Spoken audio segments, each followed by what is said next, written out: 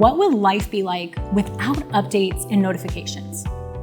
Quieter, which would be nice, but let's be honest. Those dings and buzzes are how we stay plugged into real life. They tell us when our Doritos on the way, a package is delayed, a bill is due, or there's suspicious activity on our account. Notifications like these keep your customers informed. And that is the second pillar of customer communication. Now, how do people want to be kept informed? Around half of consumers say they prefer email, but 1 in 4 want both email and text. And nearly 1 in 10 want the full trifecta: email, text, and voice messages. Like I mentioned in the last video, you can see which channels your customers engage with the most by integrating your data into a centralized platform. But channel preferences can vary by market too.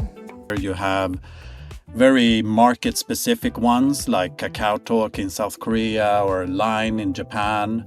You also have regional preferences, like WhatsApp is quite big in the Middle East and Latin America. Something like SMS will have, I think, instant reach worldwide, and we like to say, read rate of 90 or 98% within 3 minutes. So it's really a sort of a optimizing for customer experience, or sometimes optimizing for reach, or optimizing for cost efficiency, depending a little bit on what your use case is. And when you find that sweet spot for your channel mix, it's only effective if the customer actually receives your messages. So let's talk for a second about email deliverability. Only 1 in 4 senders feel confident about their reputation with mailbox providers, which is kind of wild because sender reputation is everything when it comes to making sure your emails don't end up in the spam folder.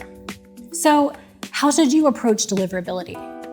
Jonathan, who we heard from in the last video, said deliverability is a marathon, not a sprint. I always have told customers it's a giant checklist, and you're never going to be in a spot where you've checked everything off and everything is perfect.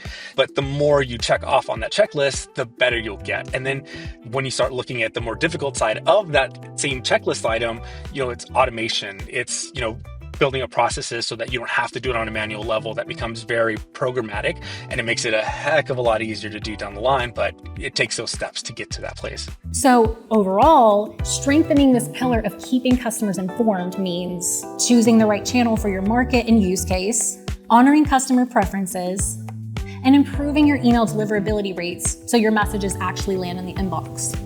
In the next video, we'll dig into the third pillar of customer communication.